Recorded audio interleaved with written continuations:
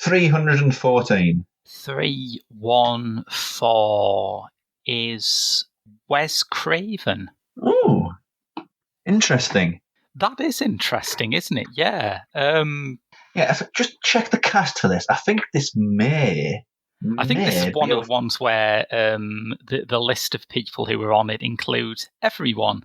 Yeah, I think it may have to be our first two-parter. Nice. That's exciting. I have no idea how that's going to work.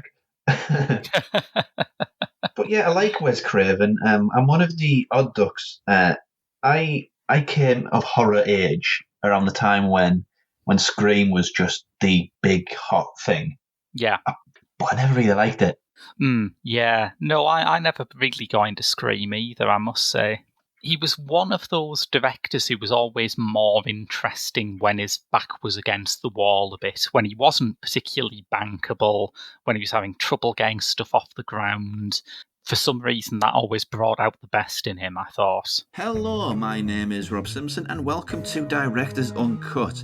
If this is your first episode, we put filmmakers from all genres and all corners of the globe on a huge list that covers everything from golden era Hollywood journeymen to kings of exploitation. And then we take that big list of directors and we turn it into a lottery using a random number generator. Whatever number comes out of the hat, myself and a guest host discuss them and their work through two films. This week I have been joined by Cliff from Devil Times 5 podcast. Hello there. Hello. And Kat from the Hollywood News. Hello. How are you both? Yeah, not bad, Tar. Just got back from a week in Africa. Cabo Verde. Very nice place. Is it any follow-up story to that is just going to seem really, really rubbish now? Yeah, I mean... I'm absolutely covered. Sorry, I had a lovely time, but I am covered in mosquito bites that look horribly like leprosy. Well, I mean, I've just been at home with a toddler, so... In story top trumps, I think you win. The best I can do is there was an armed robbery at the shop up the road from where I live. I saw the aftermath of that. Wow. CSI van was there. That was interesting. Cool. We had a power cut on Sunday night, which, given environments in the world, was a little bit hairy. But yeah, it all got fixed. All good.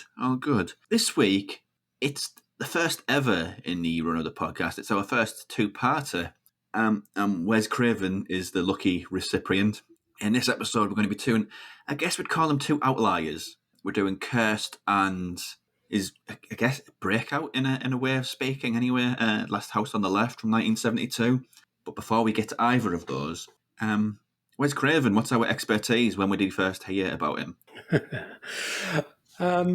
When I was a fledgling horror fan around the age of 10, 11, 12, I was, working my way up from 12, well, not 12, didn't have 12 ratings back then, but, PG-13 type films to the 15s. And, one day I knew I was going to get an 18 out of the video shop, and I knew I wanted it to be A Nightmare on Elm Street, but I was too scared to get it because of that picture of Tina on the back cover with the centipede coming out of her mouth. And it freaked me out. But when I was about 12, I finally braved it. And so I think A Nightmare on Elm Street was the very first 18-rated horror film I ever saw. Oh, wow.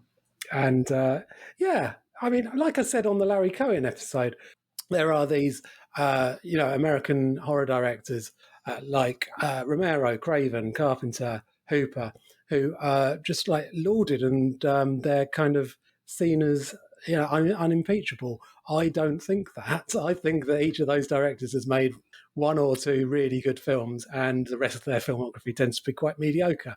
I do like, it's not to say I don't like things like Deadly Friend, Shocker, Wes Craven's New Nightmare, but for me, Wes Craven's only done two really excellent films. Nightmare on Elm Street being one of them, and one of the other ones we'll be talking about today. But which one do I mean? Kat, how about you? What was your first experience with Wes Craven? I mean, it was the same for me. Nightmare on Elm Street was the first Wes Craven that I saw. My mum was a teenage mum, and the 80s, she watched all the video nasties, and so I was introduced to horror at a very young age.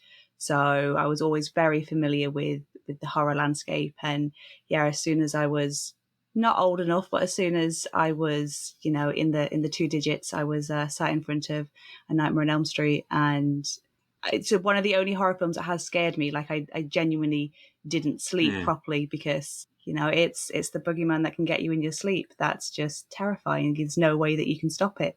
Yeah, I've got to let the side down. I saw Nightmare on Elm Street shockingly late. I'll be honest.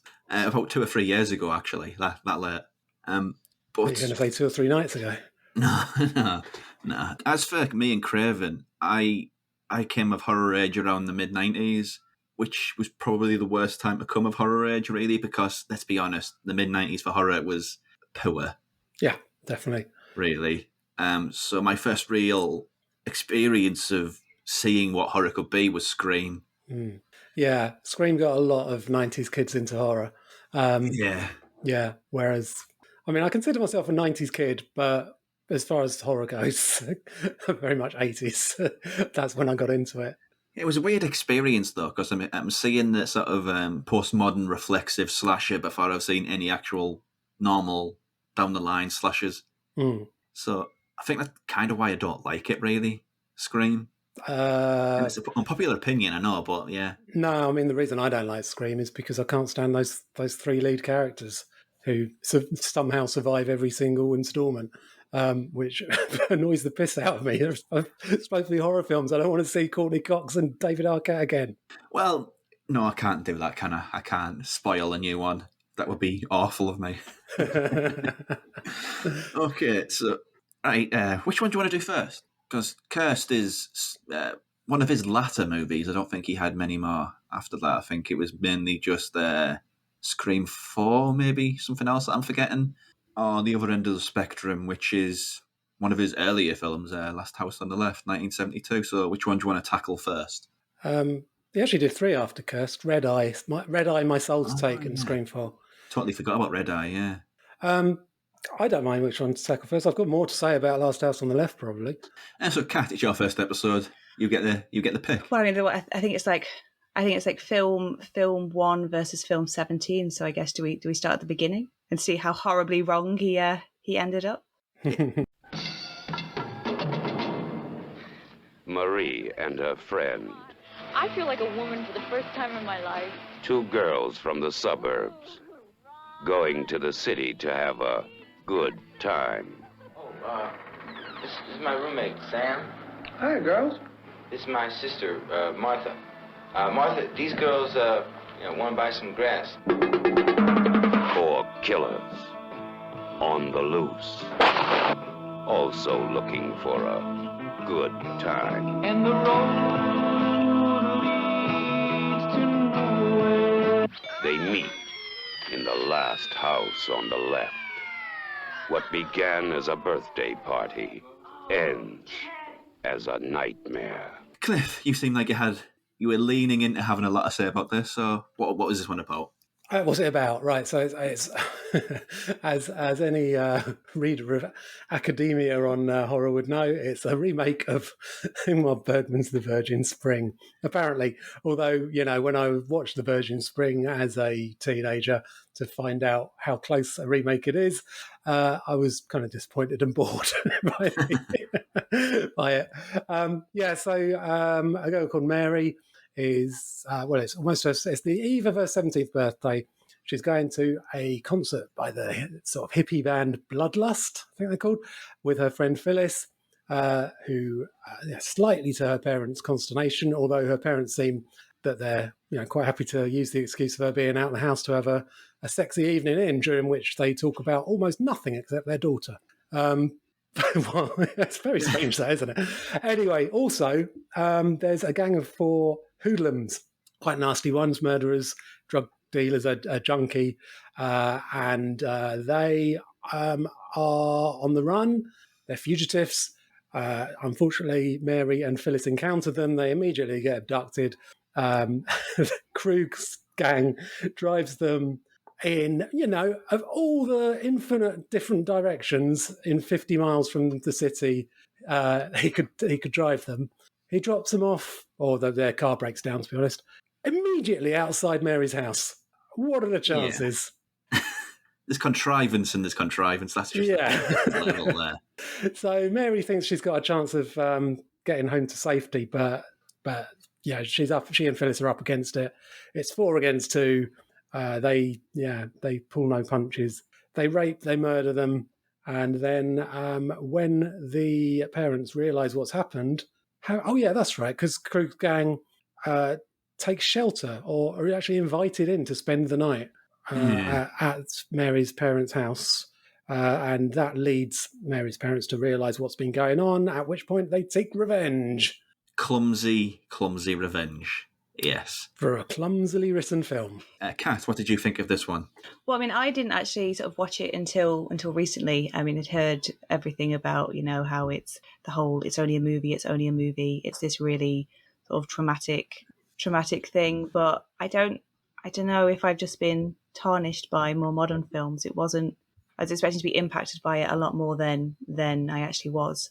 I think the thing that really jarred for me is some of the tone. It sort of begins with this almost like sitcom scenario with parents and child like chatting about how she's going to go out and, score some, weed or whatever and have some fun with her mate. And it's all like, oh, you silly goose, which just feels very odd.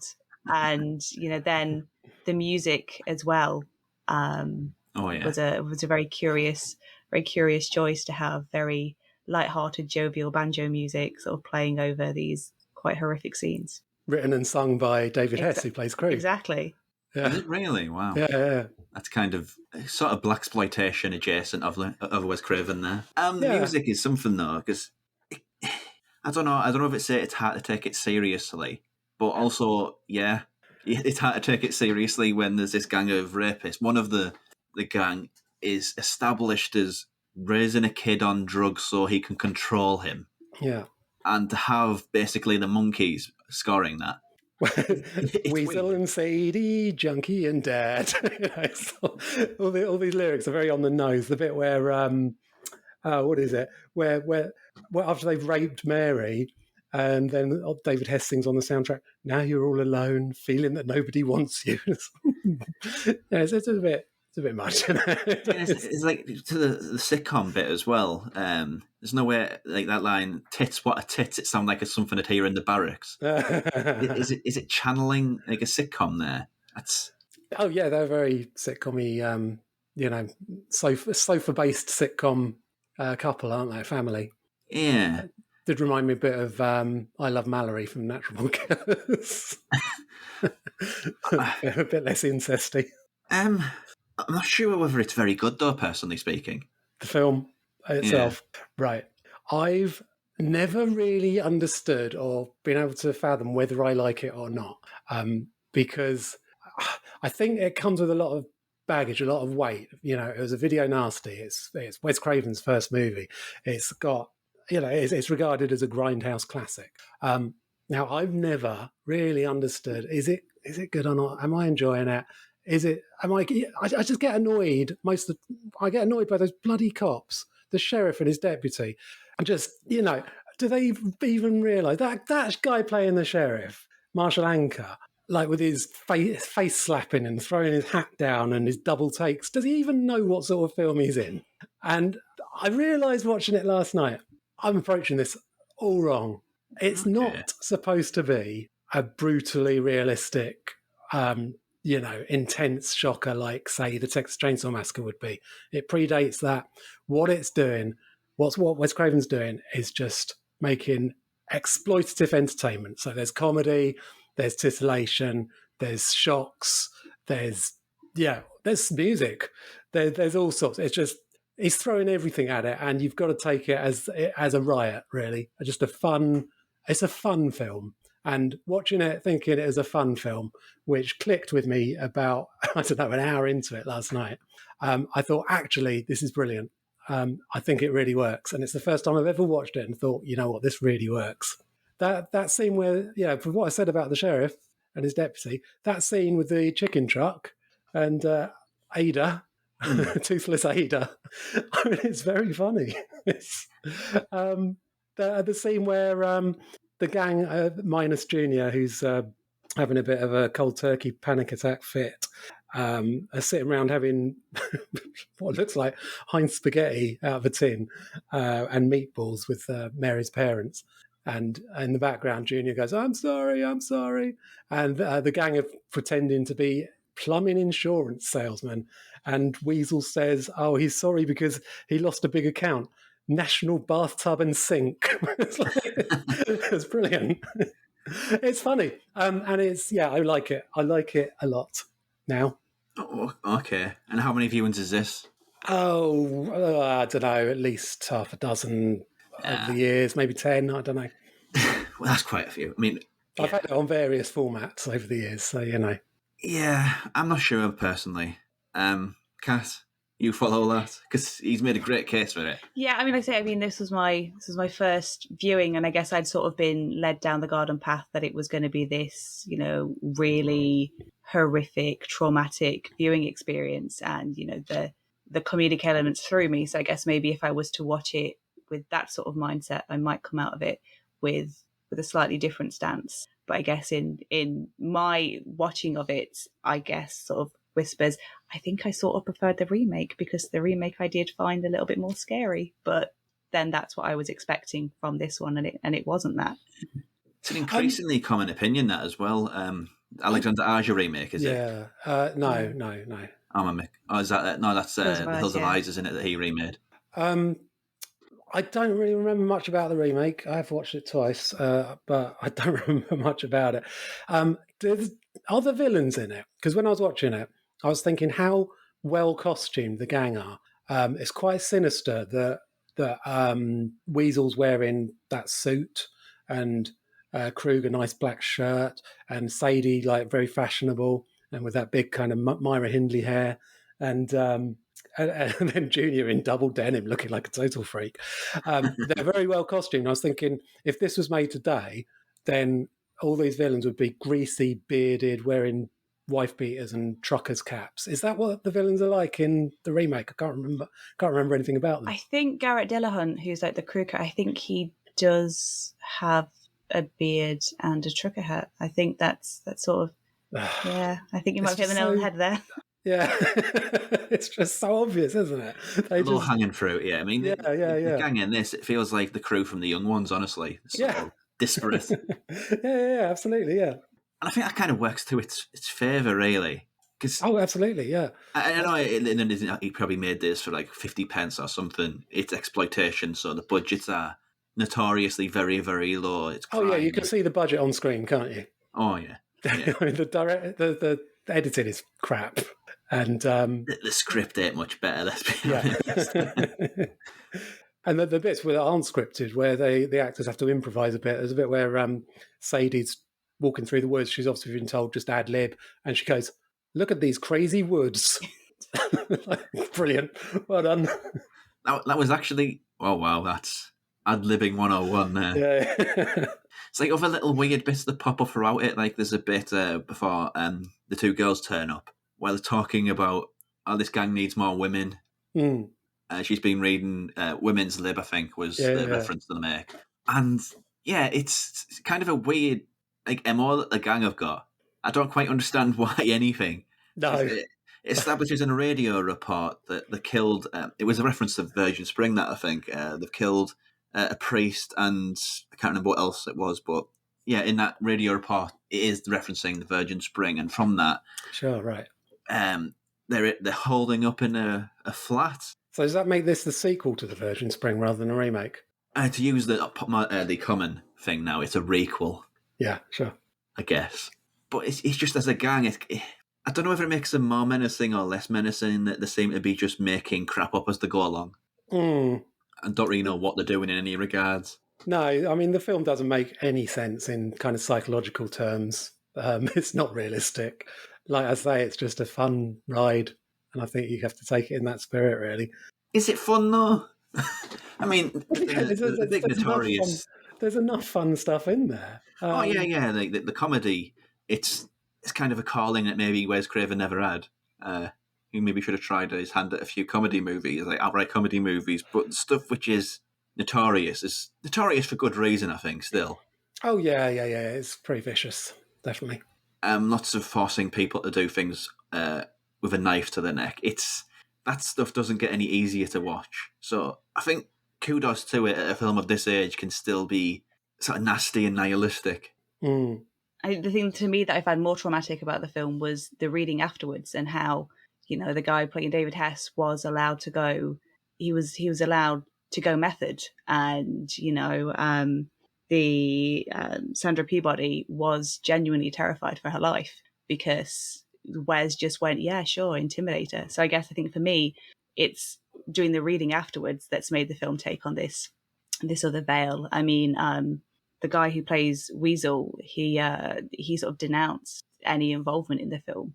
I guess, I don't know whether he saw something within his character when he was making that film, because a lot of it was improvised that he didn't like, but he's quite outspoken that he wishes that he'd never made this film.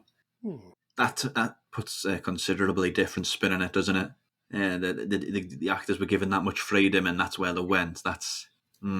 I mean, I think that's always something that's appealed to me about, the best exploitation films, really, is when... Right, I think it was actually Wes Craven who said, when you sit down to watch horror film, the first person you want to be scared of is the director. You want to feel that the director is going to take you to places that you don't want to go. And I guess... okay, I've never been an actor, but I think a lot of actors are willing to let their directors take them to places they don't necessarily want to go. Let's say that's fair. They like to be challenged, do things they've never done before. Yeah. When it comes to sexual violence, though, it's kind of icky. Sure, as long as it's, all stimulated and, limits are set. There were films around that time that weren't, though. Well, when it comes to sexual stuff, anyway.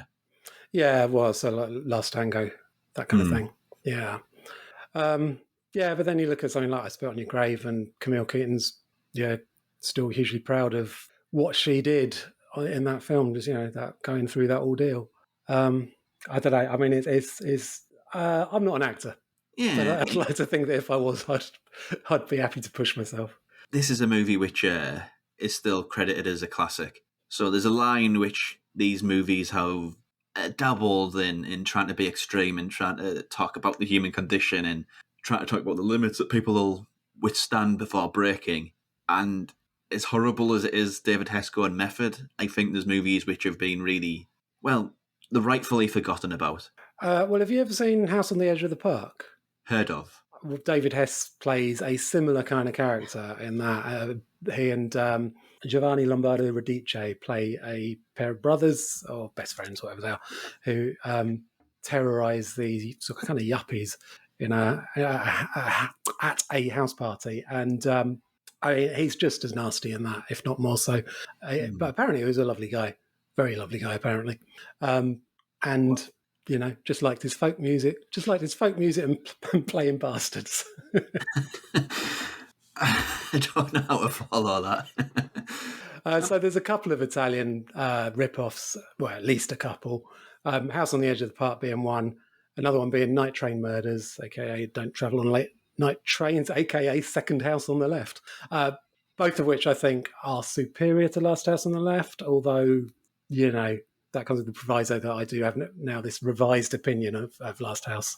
And, it's great. Just out of curiosity, I don't know me history of this specific genre, but as far as rape revenge, how is this an early example, first example? Where does it fit in the timeline?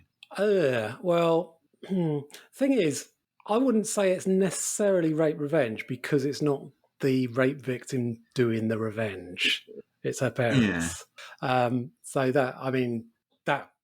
it's more of a vengeance story, which goes back to the Westerns, doesn't it? If not before, It has to be influential within in birthing or popularising within exploitation circles, that sort of story anyway.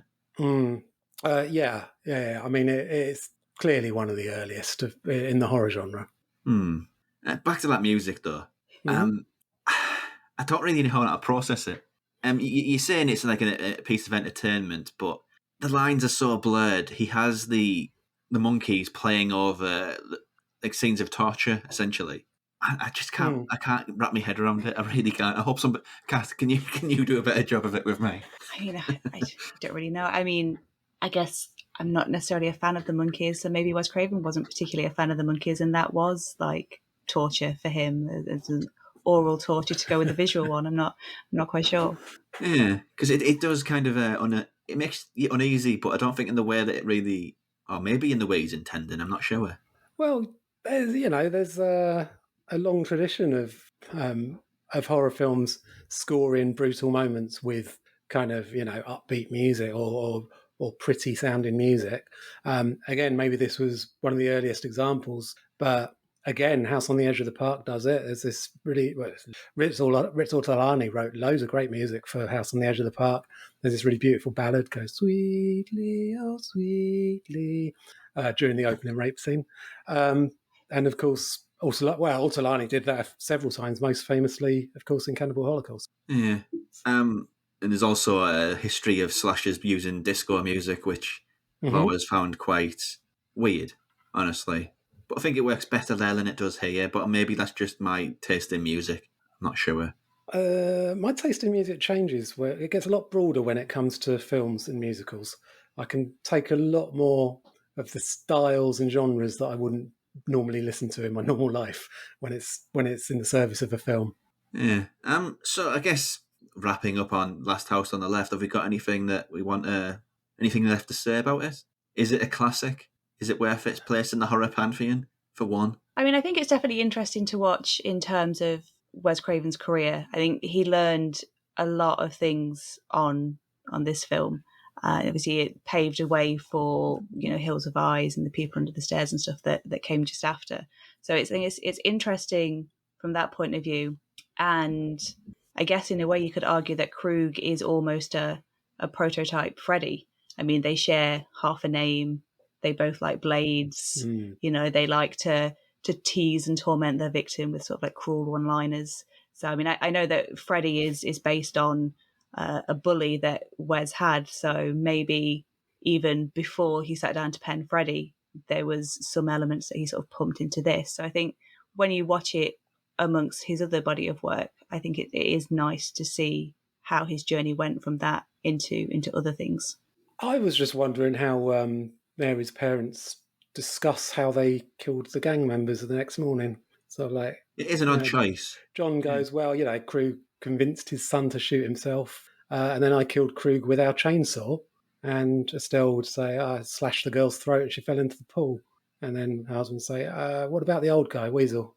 And Estelle's like, well, sort of gloss over that one, I think. Yeah, it's an odd creative choice, that. But there's no blowjobs or chainsaws or heroin in the remake, and that's why the remake is rubbish. I mean, I will give you that. It is as a female, it was very, very entertaining to sort of see Weasel get so easily seduced into this scenario. When he says, "Don't you want me to do you good and proper?" Has Robin Asquith just turned up? How can a character be so stupid to say, yeah, I will only have both hands tied behind my back? There's no problems there. Nothing possibly could go wrong. Yes. He's just got out of prison. He's probably, blue balls. Very easily led as a character. Yeah, it's a weird one. Yeah, I mean, I don't know what I think about it. I think it's one of these ones that you really form an opinion on watching it over and over, because the first time I think it's like my opinion of the Video Nasties list is some of the movies deserve to be on there, but some of them got a reputation by just being associated with the list, like a reputation bigger than they probably would have had otherwise. Oh, absolutely, there's loads like that. Yeah. And on first viewing, it feels a little bit like Last House on the Left is in that camp, so I think I maybe need to watch it a few times, maybe get a bit more of a complete opinion, really. No, I mean, I don't think that's fair, because I think Last House was a big hit. But it's better than some of the really, really bad crap on that. Oh, sorry, you're saying so you're saying it it's like a sliding scale. It's a sliding scale. It's a little bit of both of those, yeah. You're saying it's one of the better ones on the Video Nasties list. Yeah, but I'm not sure. Yeah, I'm not sure. Yeah, I mean, it's not a film that got its reputation because it was on the Nasties list. I think it already had a reputation. Yeah. It's like Don't Go in the House. I think that got a bigger reputation because essentially it's one scene there, and I think it would have. Yeah, that's a that's a great film. But yeah, that definitely it got greater cachet from being on that list. So Arrow have just released Don't Go in the House in a lovely 3-disc box. On the third disc, it gives you the option of watching Don't Go in the House as if you were in a cinema in 1981. So it's got 20 minutes of adverts and trailers from the time, and it's an absolute nostalgia trip if you went to the cinema in 81. That's a pretty cool thing. Yeah. Yeah, it was. Bit better than the thing that they're doing with some movies now, and they're just releasing it as a mock VHS case. Yeah, that's just. I mean, I've running out of space on my Blu-ray shelves as it is, without having these oversized cases all the time. I like the American disc cases that are like thinner than the UK ones. You can fit more on the shelves. It might not look as impressive, but Yeah, I think Raven Banner do that, don't they? Raven Banner have the ones that are teeny tiny. I don't know that label, but 88 Slasher Classics Collection does it. And the closest we got here is Artificial Eye, but they're not anywhere near. Occurs on Artificial Eye. They're nowhere near as prolific with releases as they used to be. Oh, sorry, and also Artificial Eye always put their spines the wrong way around. Oh, they did, yeah. It's really terrible. Yeah. Mess an entire collection up. Yeah. Why did they do that? It was discovered 1 mile below the hottest sands in Africa. A revolutionary new energy source. And it's just been stolen.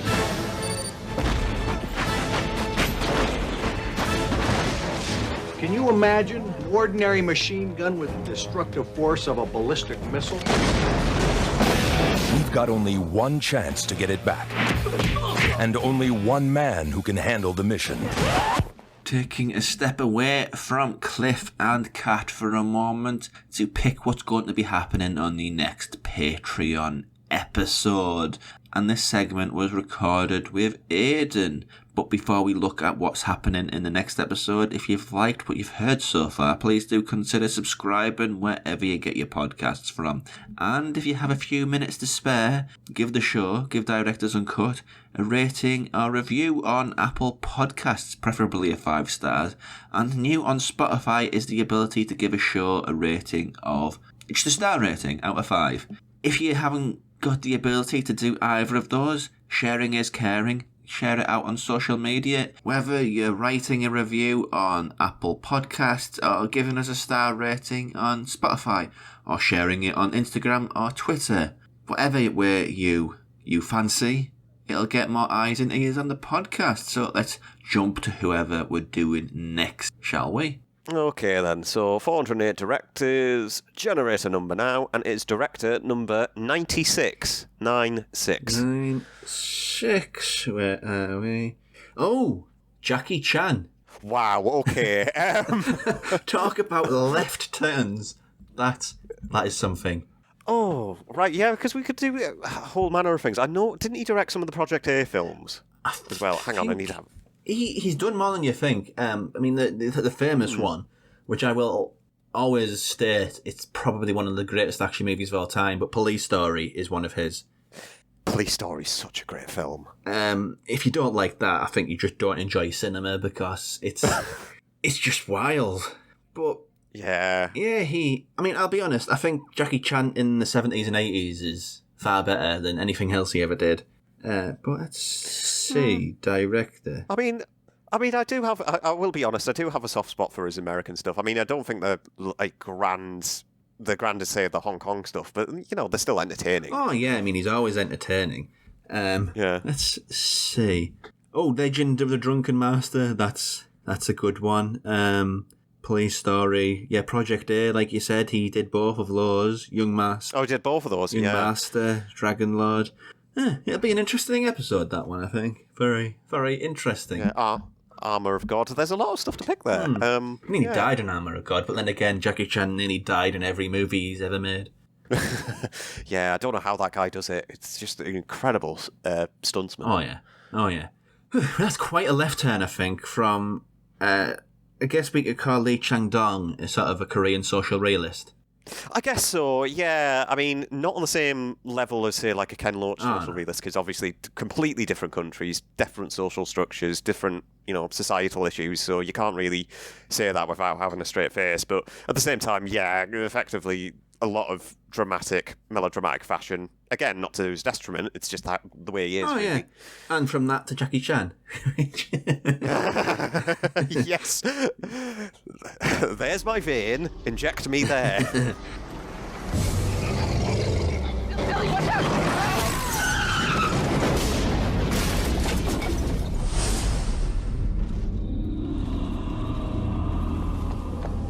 Help me! Are you okay? Do you hear that? What's going on up there?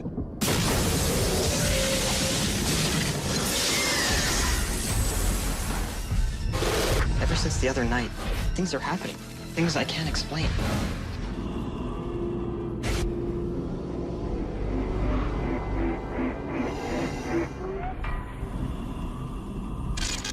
Ellie, what's wrong? Just having a really bad day.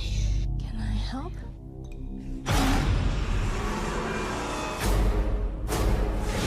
Last night, a young woman was attacked and killed.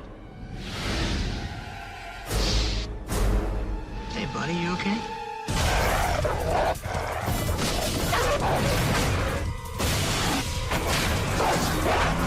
What was that? My dog. What kind of dog do you have? I have a regular dog. His later movie, his 17th, am I right in remembering that? Yeah, well, that's what IMDb told me. Is Cursed, 2005's Cursed. Kat, you want to synopsize that one? Well, I guess, it's 2005's Cursed, but I think it was originally supposed to be 2003's Cursed, but it actually got held up in, I think, one of the worst production hells going. You know, they filmed 90% of a film with some different actors and then scrapped it all. So what we end up with is a brother and sister, Christina Ricci and Jesse Eisenberg, who get in a car crash, encounter a strange beast, and then start to question whether or not they might be werewolves. It's all set in Hollywood and sort of follows on some of the Scream sort of references to films and things. And yeah, it's just a little bit of a mess, really. Yeah, the one thing I've got to jump in first with, when it comes to any werewolf movie, the one scene that you're kind of waiting for is the transformation. Yes. And this is CGI. Pretty poor CGI, and I'll go further than that. I think it may be one of the worst werewolf transformations I may have ever seen. Well, Rick Baker was originally doing the prosthetic effects work on it, and he, when they scrapped, they filmed in March to June 2003. They filmed for 7-8 weeks with Eisenberg and is it Ricky or Richie? Richie, that was Richie. Also Skeet Ulrich and Mandy Moore in the cast, and also Sheila E. And Rick Baker doing the effects work. The result being an unfinished 90-minute movie, of which only 12 minutes made it into what we got today, because they rewrote the whole thing, scrapped some of the characters, brought in new characters, basically refilmed the whole thing later that year. And so for the reshoots, they got KNB in to do the effects. So Rick Baker never got around to doing the transformation sequence. KNB presumably, I don't know if they were even asked to, because then Dimension Films threw out their work as well and replaced it all with this really terrible CGI. Yeah, it's disappointing really I am a fan of werewolf movies, as much as I admit that I probably shouldn't be, because more of them are awful than good. But this is a real disappointment, just that weak CGI. And it's just so inconsistent as far as its presentation of the werewolf, because some of it will be CG and some of it you get like a face that looks animatronic-y, or parts which look like it's a costume, a guy in a suit, and then it'll go back to the CG.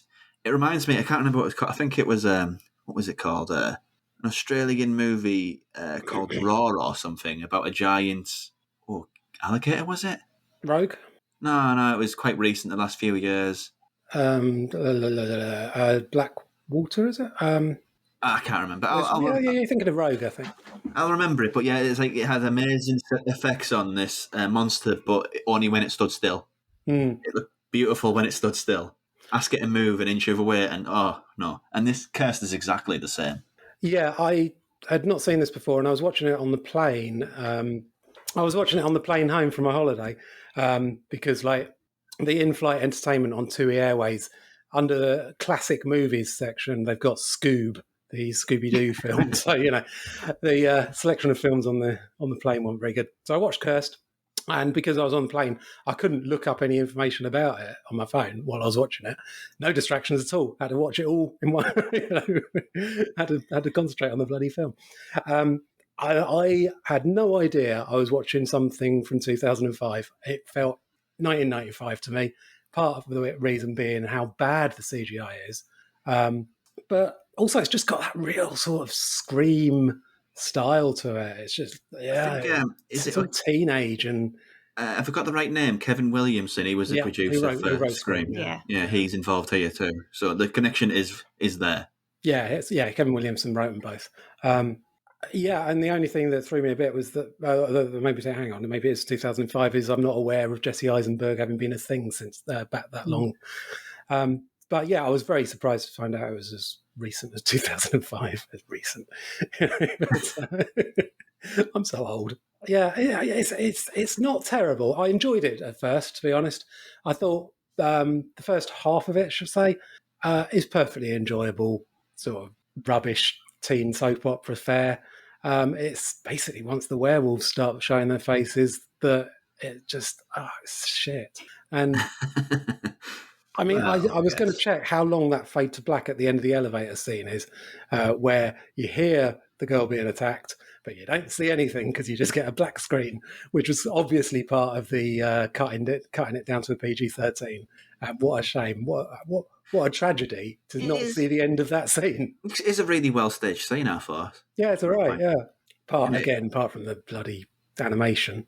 That elevator scene was originally the opening scene in one of the earlier versions, with Mandy Moore playing the person that gets attacked.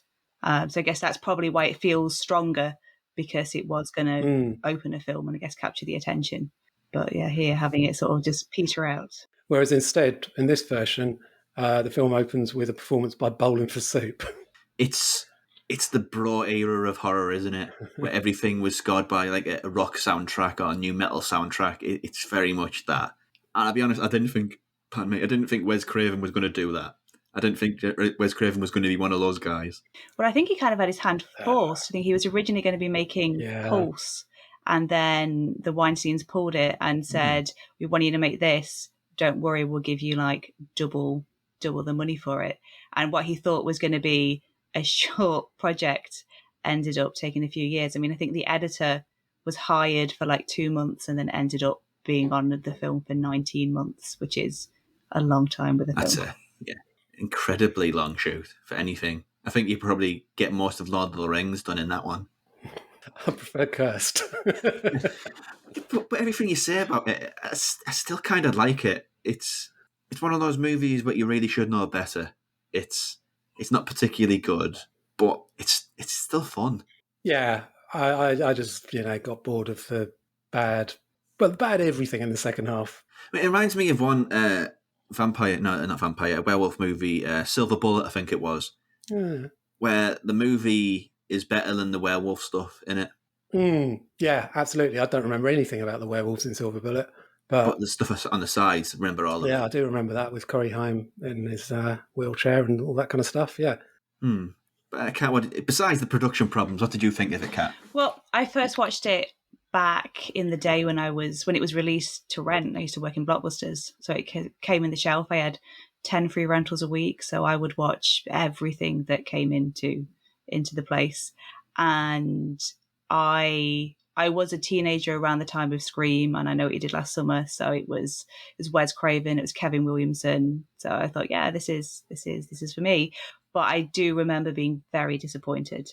And the rewatch, I actually didn't mind it as much. It wasn't as bad as I had somehow convinced myself when I was much younger. The opening scene almost felt a little bit like it was trying to be the Lost Boys, which sort of endeared itself a little bit more to me this time around than it did the last time. Yeah, it's got very Lost Boys energy at the start there, yeah. It's just a shame that it just doesn't keep that sort of fun momentum going. It sort of gets dragged down into this weird boyfriend drama. I mean, I did And Bowling for Super, no oily saxophone man. No, exactly. I did play Kevin Williamson bingo while I was rewatching it though, because there's a lot of his tropes. So you've got Joshua Jackson, who was obviously Pacey in Dawson's Creek, and he's also in Scream 2. You've got the late night car crash straight out of I Know What You Did Last Summer. Kevin Williamson likes to write for a brunette lead. You've got Joey in Dawson's Creek, Jennifer Love Hewitt, Nev Campbell. And boyfriend drama is also a big feature of a Williamson script. You know, you've got Sydney and Billy, and here we've got Ellie and Jake, but they're just not as interesting a couple. I mean, he's hardly in the film. I wonder if when he was writing his brunette lead, he wrote a note saying, and it would be particularly good if this took 2 years to film so that her hairline is notably different at the end of the film than it is at the start. Wow, you're paying attention. She's like 50% spam by the end, isn't she? It's such a weird framing for the thing as well, because it has the boyfriend drama. It also, they arrive at the conclusion, obviously, it was a werewolf in the woods, frighteningly quickly. Yeah. It's like 5 minutes and, it must have been a werewolf. That's strength for your convictions. I've got to say, fair play to you, but... Oh, I don't mind that. You know, it's too overdone, just the, doubting the horror, doubting the supernatural in horror films. But most of it really is using this framing tool of being set in Hollywood, and Hollywood after parties and booking agents and PR, and why it doesn't really have anything to say about it. I realise this is probably one of the things which was butchered in the copious reshoots and rewrites, but the end product, it's kind of pointless. The entire framing device that it sets up. It does seem to be purely so that they can have some cameos by, such incredible... I mean, he probably sold the movie off the back of his own name, Scott Bio, playing himself.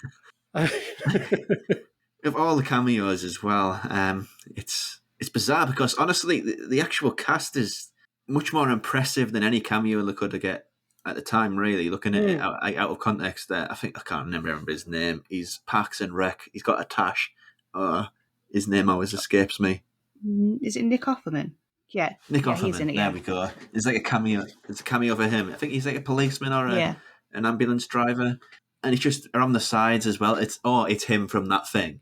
It's a great example of that TV show, that sort of movie where you just recognise people from what else they've been in rather than anything they've been in on their own volition. You know what I mean? It's a really weird, jarring experience, this era of cinema, I think, especially horror, because, we're basically talking about a generation on as A-listers. Yeah. I've just noticed that Derek Mears plays a werewolf, the future Jason Voorhees. Yes. In the Friday the 13th remake. I mean, it is impressive to sort of watch the film back and see how many people got or maintained a career after being in it, because sometimes films like this are a career suicide. But you think Milo Ventimiglia went on to Heroes and This Is Us, and Julie Greer, obviously Halloween, the new Halloween films. It's quite curious how they managed to sort of get on with this blip on their CV. There's a mention of Ashton Kutcher having an internet sex scandal. Yes. Now, I tried to find... I'll tell you what I did. I Googled Ashton Kutcher internet sex scandal, and Google just gave me a load of porn results. But I'm not... I mean, I'm not up with celebrity gossip. I know he's got a current internet sex scandal, but did he really have one back then, or were they just making that up, or did they know something? God only knows. Maybe it was just the Weinsteins trying to cover up their own scandals. I think Bob Weinstein's innocent, isn't he? Mostly, yeah. Or are you working on the basis of no smoke without fire? For legal reasons, I'll just say pass. But yeah, for me, it's that generation of horror movies where I think I struggled to be a horror fan during this generation, and it's perfectly characteristic of that generation where it's kind of showy and flamboyant, but ultimately harmless and doesn't really have any teeth. It's trying to be too many things to too many people, but it's fine, it's fun. But I don't think anybody could become a horror fan off the back of this. Not even close, I don't think.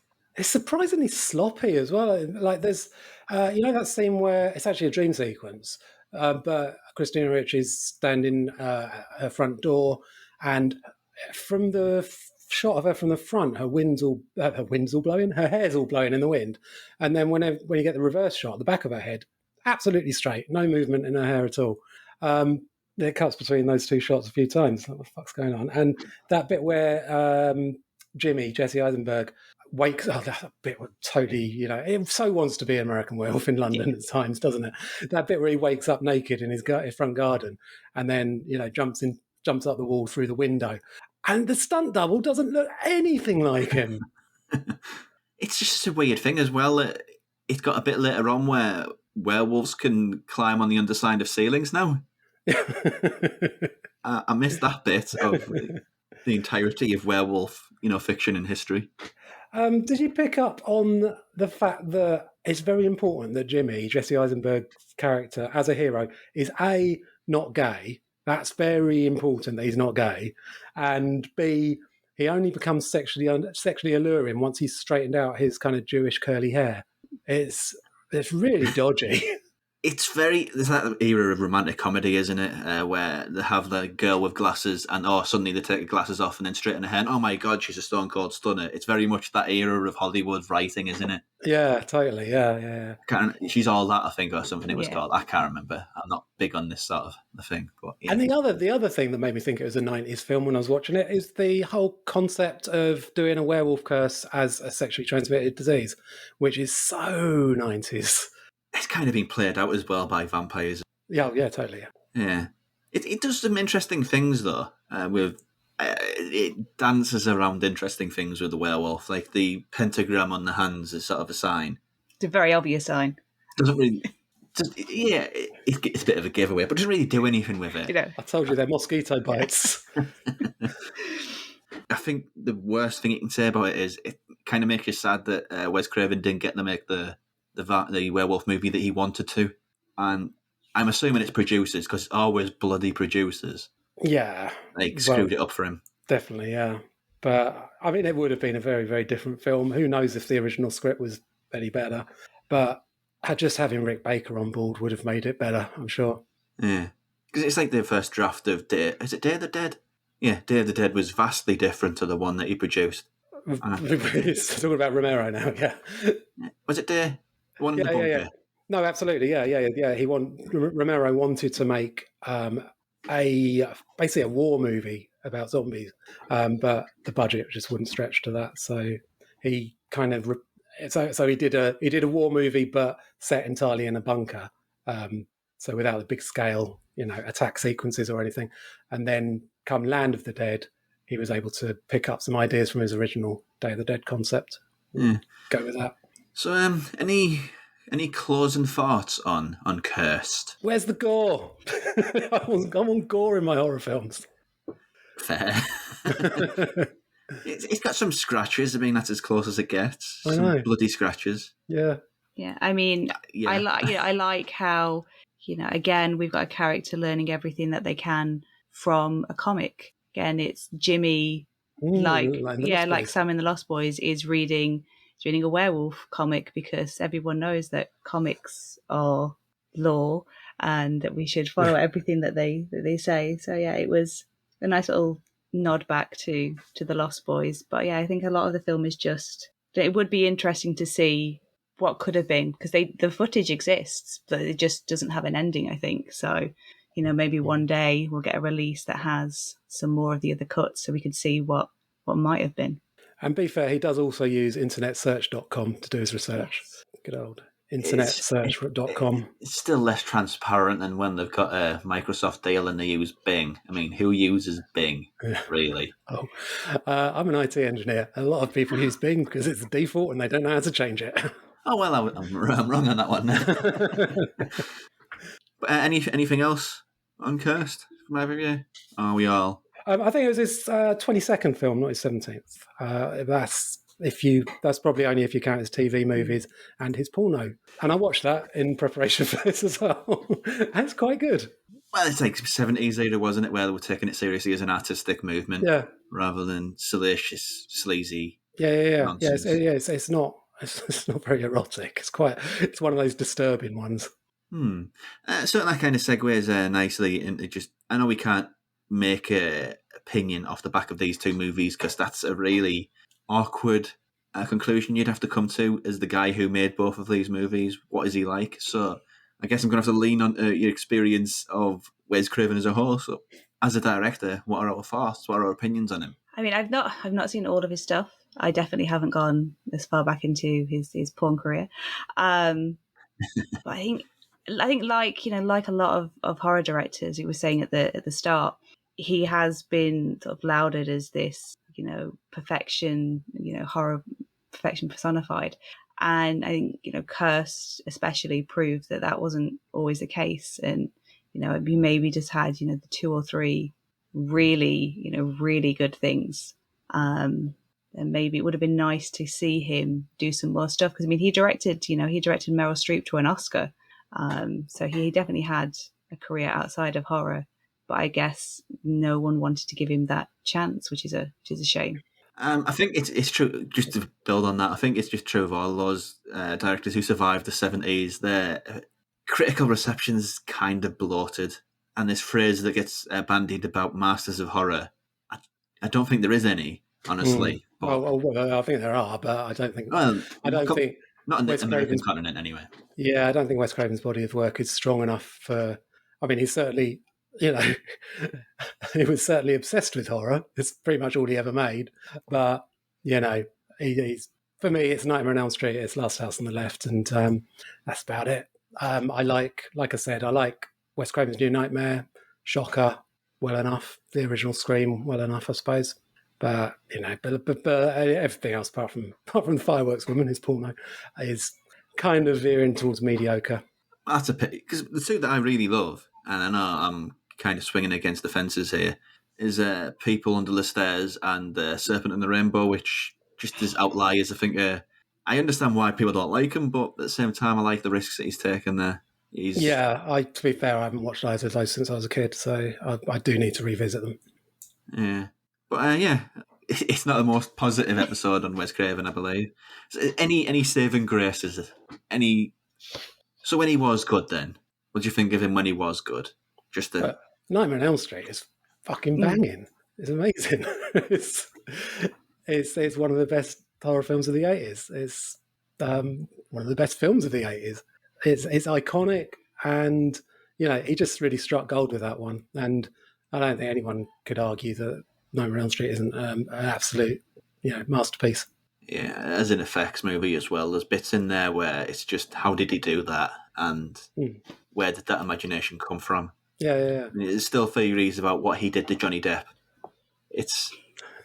I mean, I've never understood what does happen to Johnny Depp in that film. It makes no sense, but it's fun. And also, I've never understood how that is Johnny Depp. Doesn't look anything like him. Well, people grow. In his case, it's just taking a lot of drugs and being insane, I think, made him look how he does now. Exactly. But yeah, Nightmare on Elm Street is obviously the top. I really like New Nightmare, and I guess New White Nightmare was in a way a prototype for Scream, and Scream, I think Scream 3 sort of leans heavily into the Hollywood side of things as well.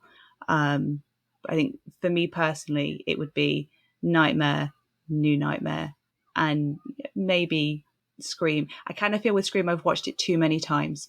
Sometimes you watch a film enough and then you fall in love with it. I think the opposite is also true. I feel like maybe I overdid Scream when I was younger, and now it doesn't quite hold that same candle that it used to for me.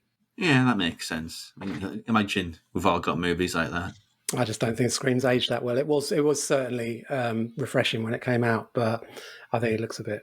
I think it was damaged by its success, honestly. I just think it looks. What's the word I'm looking for? It just feels a bit thin gruel, Yeah, it's a good movie. It's just because it was very successful, people were like, "Oh, I can have a go at that," and everybody did have a go at it, and it completely diluted what was special about Scream in the first place. There were bad times when every horror film poster was photos of 6 teenage faces or young adult faces and a white and red text. And I mean, that was the death of good horror movie posters for a long time. I heard about your mom. Is she all right? Hey. Doesn't feel right. I think we should go away. Just the two of us. I think you should take it easy at the moment. Mom, where did you go? I can't tell you. Not yet.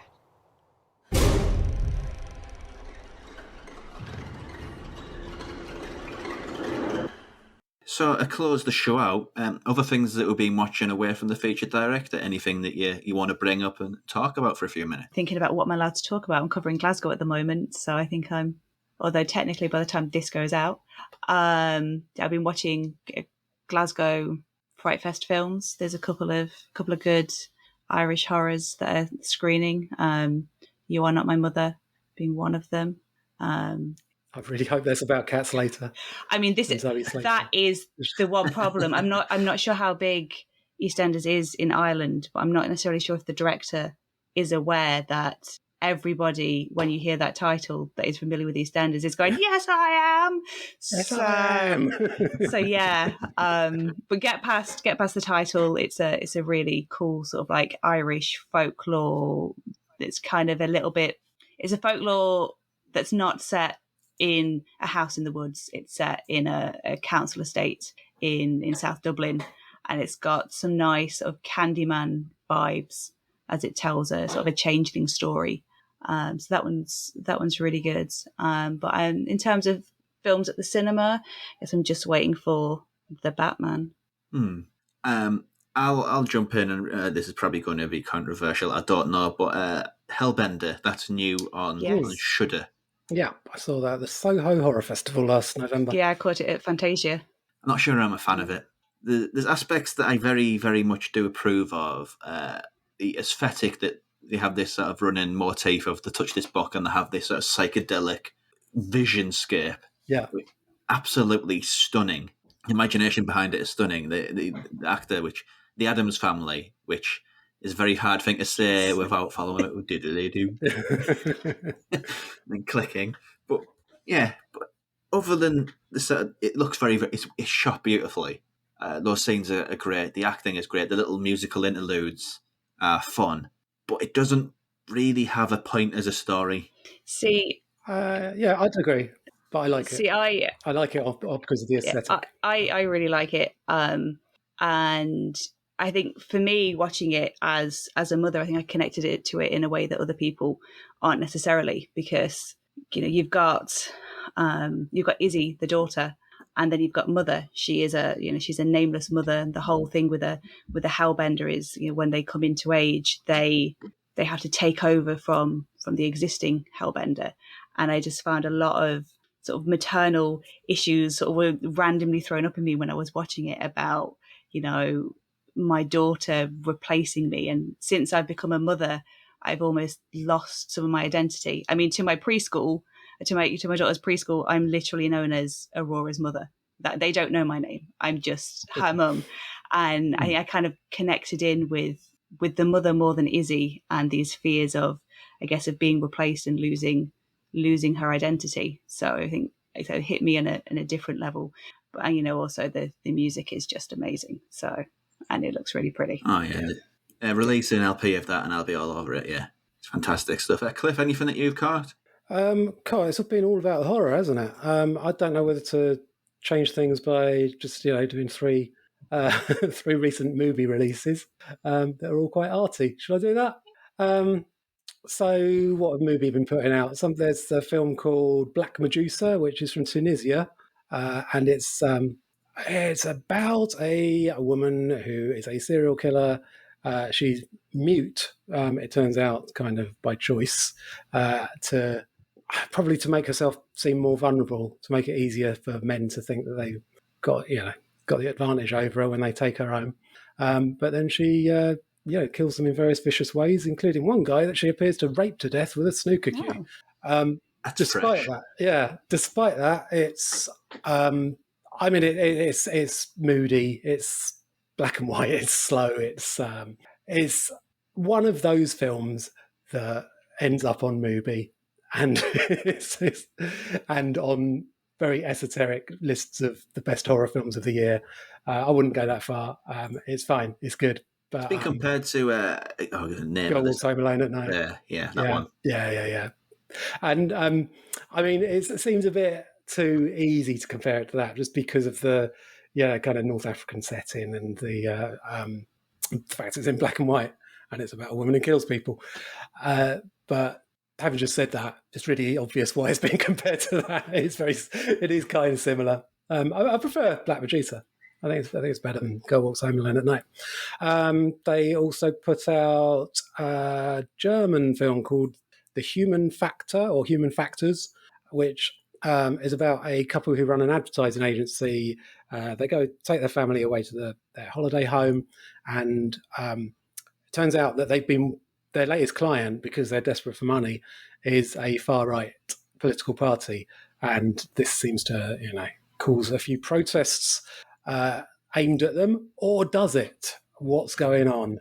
It shows you a key scene from various different points of view, including that of their pet rat at one point. So it's worth sticking around for the pet rat's flashback. Which also connects with Wes Craven, who did a dog's flashback in Hills of Ice Part 2. But yeah, it's better than that, don't worry. And then, of course, there's Céline Sharma's new one, Petite Maman, which is really delightful. Stars two very young twin actresses, identical twins. It's about a girl who's she's in the a woodland home with her parents. Her mum, this is after her grandma's just died. Her mum vanishes one morning, and then the little girl goes out into the woods, finds another girl who looks exactly like her and has her mum's name and appears to be her mum from 20 years ago. It's really odd and nice. I don't think Céline Sharma. Well, the thing about her, I've liked all her films, and plus she makes films that I wouldn't normally appeal to me. Why would I want to see a film about two really small girls talking in the woods and playing make-believe with each other? Just totally not of any interest to me. But she's such a good director. She makes you care. Yeah, and the only other one I've seen of note is No Exit, which is on Disney Plus, Hulu in America. I think it's done it running the festival circuit. Ostensibly, it's about a girl who escapes a lock-in drug therapy institute in America. She escapes because her mother she had a brain aneurysm, but she drove straight into a storm, and in the storm, she has to stay there in this temporary place just while the storm blows over. But in the car park is a girl who has been kidnapped and tied up, and one of the people who were involved in that is hiding in this place, this resting spot out of the snowstorm. And it's just one of these one-location thrillers, sort of suspense thrillers that you don't really get an awful lot anymore. And I'm not going to say it's a perfect movie by any stretch of the imagination, but it's quite a little mean-spirited, violent movie. And also it's a type of movie that you don't really get anymore, and that these sort of things, once upon a time, they were just dead. And through the medium of streaming, they've been given this chance to sort of be out there in the world again. Interesting casting as well. It's got mostly a people of colour cast. I think there's one white guy in it. So it's giving these roles, which would just generally go to that guy from that TV show, to somebody who's wouldn't have had a chance otherwise. But yeah, it's not great. It doesn't break any molds, but it's just one of those.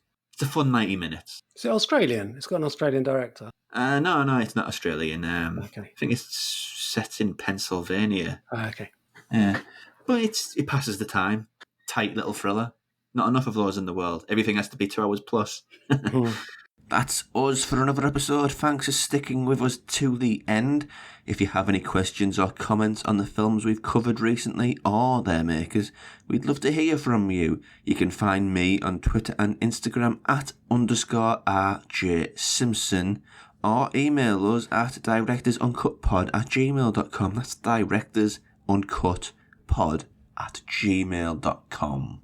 Where can we catch you both online? Where else can we catch you? Kat?